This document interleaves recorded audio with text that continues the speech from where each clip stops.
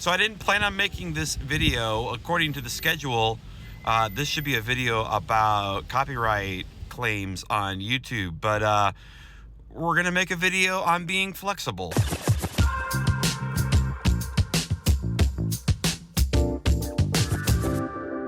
So normally I shoot my videos on Friday. I set up all the equipment, and tomorrow I would be shooting the video that you would see on Tuesday. In fact, I would shoot all the videos you would see for every Tuesday in the month of February. But last Tuesday, my son started showing signs of COVID. We got him tested and he came back positive. And so that put him and the entire family, because we've been in close contact with him, obviously, because he lives at our house, puts us all on quarantine, which means that I cannot record videos tomorrow like I had planned. It also means that I can't be in church on Sunday. Now, the good news is that everyone's feeling fine. My son, the only symptom he was really showing was he couldn't smell, but he is, he's not sick like in any other kind of way. He likes to get on Discord and scream at his friends and play games and have fun, and that's pretty much all he's done these last couple of days. He's living his best life. The rest of the family, we're not showing any symptoms. We haven't as of yet, and so we're just kind of following the proper protocol. Here in the state of Oklahoma, we just need to get tested 5 days after our last exposure to him. So that's Sunday, we'll get tested, and then when those tests come back negative, we can go back into the world. But until then, we're all stuck in the house. And I know that a lot of you know about my journey with cancer, and how does that play into being susceptible to COVID and all that. My immunity has actually been back to normal for the last 2 to 3 months. And so I'm in a stage right now that it's no different than anyone else in the house. And so I am thankful for that. So I'm driving up to the church to tie up some loose ends, get a couple of things ready for Sunday, print off some charts and get some equipment ready. And I'm doing so at night because I know that nobody else will be there.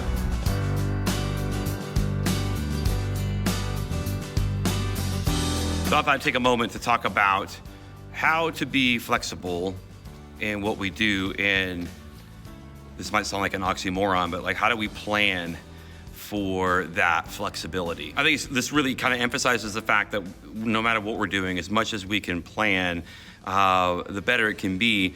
In those moments where things change drastically, like, hey, you can't be at church on Sunday, and so you need to move things around so that Sunday still happens, but it doesn't require you being in the room.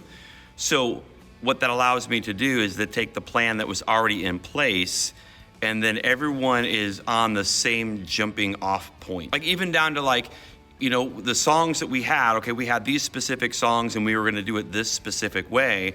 I was able to make the decision in this case that it was gonna be just me and another girl on acoustic and another girl playing piano and the three of us singing.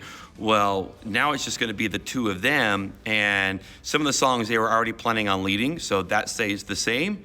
But the songs that I was gonna lead, we moved some things around. One song, we capped another one, we moved some things around and added a different song. But when it comes to the charts and per presenter and how the arrangements of these songs and how we're going to do it, yeah, we made some modifications, we made some changes, but we're all coming from the same place. So I was able to talk to the person that normally loads up the lyrics in per presenter and say, okay, we're gonna switch these songs, but when we do this song, we need to add these choruses and take these away, because I know if I lead it, I'm gonna do it a certain way. If someone else leads it, they're gonna do it a different way. And so I can make sure that the charts and per presenter lyrics and all that stuff reflects that. We're all coming from the same place. And so if there needs to be additional changes, that, hey, we're gonna tack on this extra chorus instead of doing it 2 times, we're gonna do it 3 times. Again, we're all coming from the same place, and it reduces the amount of chaos in what can already be a little bit of a chaotic situation. And I think it's pretty important to over communicate. I mean, I've already done a FaceTime call with those two ladies that are leading, and I kind of walked them through how I kind of had the set list planned, and even thought through like, okay, who's going to talk at the top of the service? Who says, welcome, glad you're here? If there is a prayer time in the middle, what does that need to look like? Praying at the end, because this is more than just leading a couple of songs. Like from start to finish, it's on them, and so I want to make sure that there isn't any surprises. I'd rather us figure those things out now versus 10:45 on a Sunday. I think another way that you plan to be flexible is that every day you need to be pouring into people and creating leaders and essentially duplicating yourself. Think about all the tasks that you do, not just, singing a song or playing an instrument. And I know a lot of us will have other people lead songs, but having people, what does it mean to pray at the end of the service and giving people opportunity to learn how to do that, or say the welcome at the front, even putting together set lists or programming lyrics, or like every little thing that you do, making a list of that and saying, okay, how can I take someone alongside of me and begin to teach them this? Because part of the reason why I'm not freaking out right now is because I have so many people that I've been pouring into and teaching them how to do stuff, that a lot of the tasks that I would do to prepare for Sunday and even Sunday itself, there are people that have experience doing that. By the way, something I haven't told you yet. So it was my son, right, that showed the symptoms and tested positive for COVID, which, anyone that was within close proximity, I think they said, at least in this state, it's within 6 feet for 15 minutes or more, now has to quarantine. That also took out our media pastor, who my son was shadowing last Sunday doing cameras. So not only I'm not going to be here this Sunday, there's a good chance that our media pastor is not going to be here as well. And we've done a lot of Sundays where I've been out and he's been able to run the reins, and there's been Sundays where he's been out and I've been able to keep everything together. But this is kind of the first time where both of us are going to be out. We have an assistant media director that can kind of step to the plate, and we have a lot of key people in their various positions that are good at what they do. But it's because we've spent so much time building into leaders, pouring into people, teaching them every piece that we possibly can to pull off Sunday. So in this moment, now that I'm out and potentially the media pastor is out, this is kind of their moment to shine. And I was thinking about this too, when I was looking at the set, and especially early in the week when I didn't know for certain that my son had tested positive, because if he came back negative on the test, well, then we'd come out of quarantine, we'd be here for rehearsal and for Sunday. But when he turned positive, it kind of affirmed that Sunday was going to be out of the question. But when I was kind of looking at everything and going, okay, well, what would this look like if I wasn't in the mix?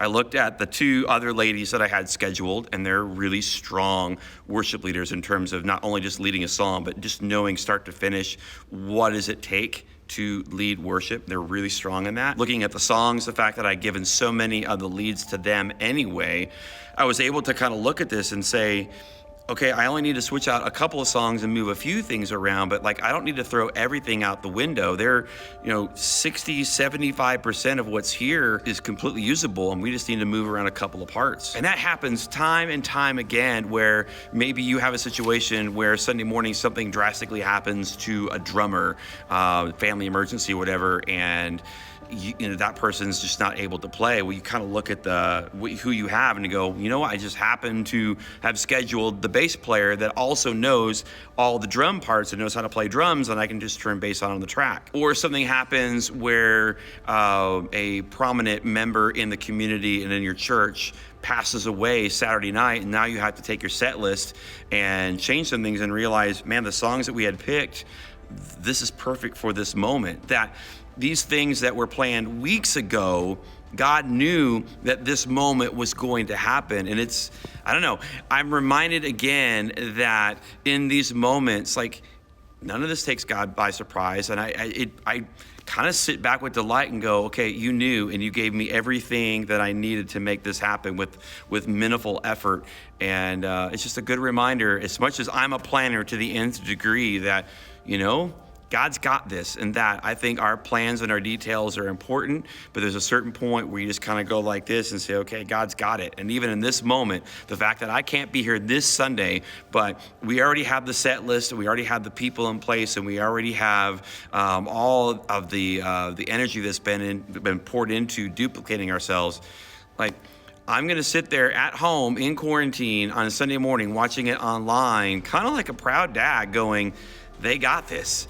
And I think it's because of the efforts that we have poured into these people and then for a moment like this, because we've planned and because God's good.